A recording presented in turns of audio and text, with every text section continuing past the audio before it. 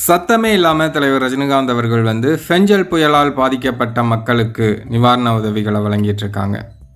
தலைவர் ரஜினிகாந்த் அவர்களுடைய ரஜினிகாந்த் ஃபவுண்டேஷன் மூலமாகவும் தலைமை ரஜினிகாந்த் ரசிகர் நற்பணி மன்றம் மூலமாகவும் இந்த உதவிகள் வழங்கப்பட்டுட்டு வருது.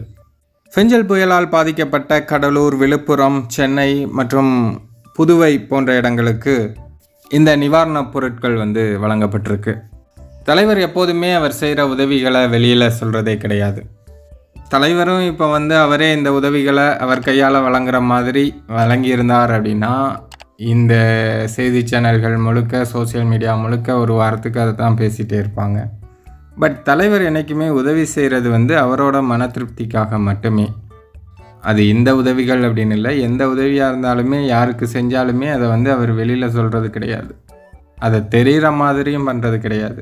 வலது கை கொடுக்கறது இடது கைக்கு தெரியக்கூடாதும்பாங்களே, அதற்கு சிறந்த எடுத்துக்காட்டு தலைவர் ரஜினிகாந்த் அவர்கள் தான். இது தெரியாமல் தலைவரை சோசியல் மீடியாக்கள்லையும் சரி அல்லது வேலையிடங்கள்லையும் சரி நிறைய பேர் விமர்சனம் பண்ணிட்டு தான் இருக்காங்க.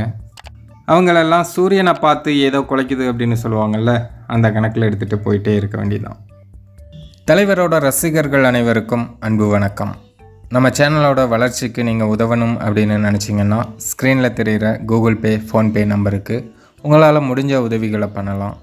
நீங்கள் பெருசாக தான் உதவி பண்ணணும் அப்படிங்கிற அவசியம் இல்லை. நீங்கள் கொடுக்குறது ஒரு 10 ரூபாயாக இருந்தாலும் நம்ம சேனலோட வளர்ச்சிக்கு அது மிகப்பெரிய உதவியாக தான் இருக்கும்.